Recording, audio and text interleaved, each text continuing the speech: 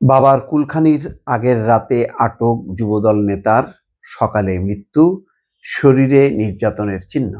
দর্শক, এই খবরটা যদি 6 মাস আগে মানে আওয়ামী লীগ শাসন আমলে দেখতাম, তাহলে ধরে নিতাম যে এটাই স্বাভাবিক, যেহেতু আওয়ামী লীগ আমলে এই ধরনের অসংখ্য নেতাকর্মী মারা গেছে বিএনপি জামাত শিবিরের, ফলে এটা অস্বাভাবিক না।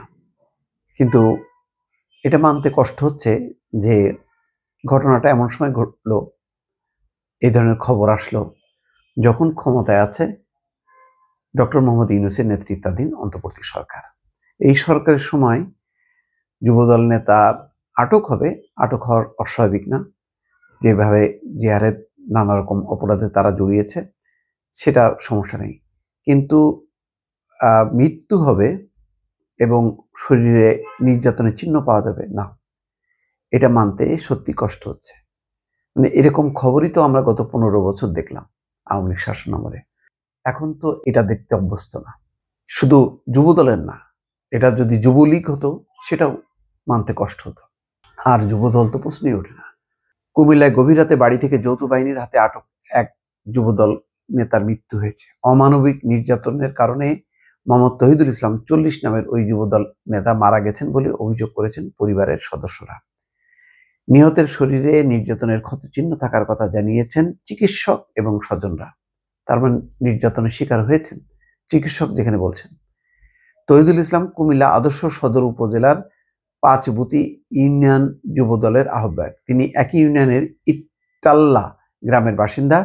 তহিদুল চট্টগ্রাম বন্দরে একটি শিপিং এজেন্টে চাকরি করতেন। গত রোববার তার বাবা মোখলেসুর রহমানের মৃত্যুর খবরে তিনি বাড়ি আসেন বলে জানিয়েছেন পরিবারের সদস্যরা। শুক্রবার তার বাবার কুলখানি হওয়ার কথা ছিল। তহিদুলের মা প্রায় 20 বছর আগে মারা গেছেন। সংসারে তার স্ত্রী ও 4 কন্যা সন্তান রয়েছে। এ বিষয়ে শুক্রবার কুমিল্লার অতিরিক্ত পুলিশ সুপার মোহাম্মদ সাইফুল মানিক জানান, শুক্রবার বেলা 11টার দিকে সেনাবাহিনীর পক্ষ থেকে থানা পুলিশকে বলা হয় তহিদুল ইসলামকে নেওয়ার জন্য। যখন পুলিশের কাছে তহিদুলকে হস্তান্তর করা হয়, তখন তিনি অচেতন অবস্থায় ছিলেন। পরে হাসপাতালে নেওয়ার পর চিকিৎসক তাকে মৃত ঘোষণা করেন। তাকে কেন আটক করা হয়েছিল বা কিভাবে তিনি মারা গেছেন, সেটি এখনই বলা যাচ্ছে না। বিষয়টি বিস্তারিত জানার চেষ্টা করছেন।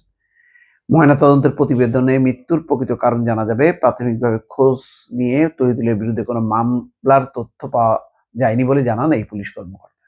মামলার কোনো তথ্য পাওয়া যায়নি। ঘটনার পর এই বিষয়ে যৌথ বাহিনীর পক্ষ থেকে আনুষ্ঠানিক কোনো বক্তব্য জানানো হয়নি।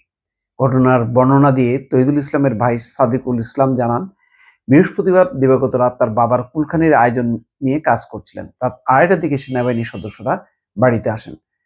তাদের সঙ্গে পুলিশের পোশাক পরা কাউকে দেখেননি, তবে সাদা পোশাকে 5 জন যুবক ছিলেন। বাড়িতে প্রবেশ করেই তারা তহিদুলকে আটক করেন।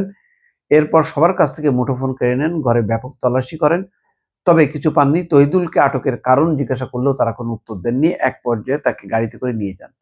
শুক্রবার সকালে আবারও সেনাবাহিনীর সদস্যরা বাড়িতে এসে ব্যাপক তল্লাশি করেন। উল্লেখ করে সাদিকুল বলেন, তখনও কিছু পাননি।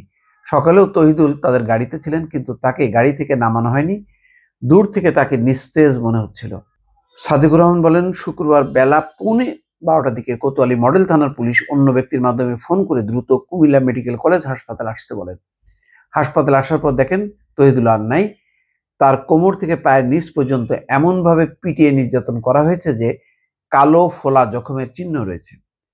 কোমর থেকে পায়ের নিচ পর্যন্ত এমনভাবে পিটিয়ে নির্যাতন করা হয়েছে যে কালো ফোলা জখমের চিহ্ন আছে। পেট, বুক, পিঠ, পা, গলা সহ শরীরের বিভিন্ন অংশে শুধু নির্যাতনের চিহ্ন। তহিদুল ইসলামের বিরুদ্ধে মামলা তো দূরের কথা, থানায় একটি জিডিও নেই উল্লেখ করে সাদিকুর রহমান বলেন, বাড়ির পাশের একটি পরিবারের সঙ্গে তাদের জমি জমা নিয়ে বিরোধ চলছে।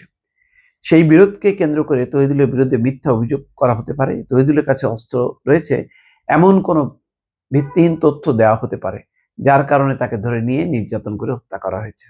শুক্রবার বিকেলে ইটাল্লা গ্রামের বাড়িতে গিয়ে দেখা গেছে তহিদুল ইসলামের স্ত্রী ইয়াসমিন নাহার স্বামীর জন্য বিলাপ করতে করতে বারবার মূর্ছা যাচ্ছেন।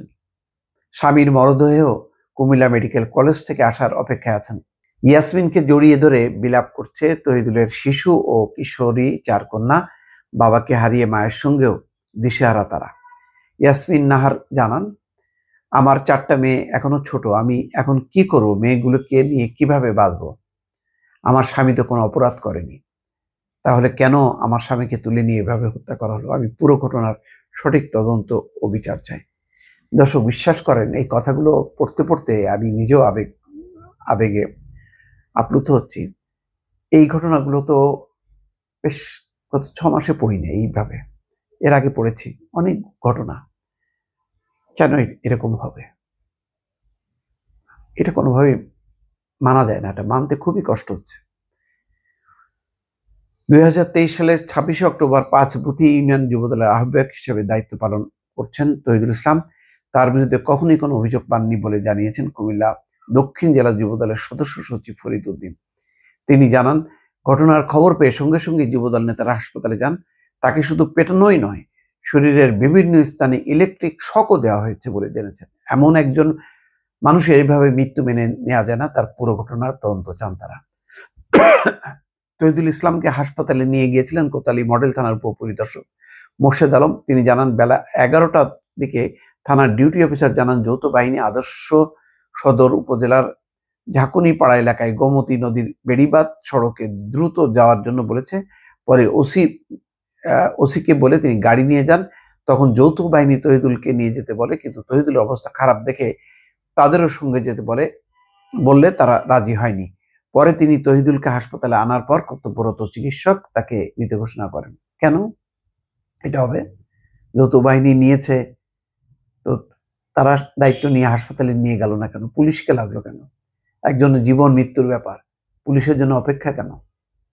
তার মানে যৌথ বাহিনীর কাছে থাকা অবস্থায় তার মৃত্যু হয়েছে, তার কাছে জাস্ট পুলিশের কাছে ডেড বডিটাই দিল তারা।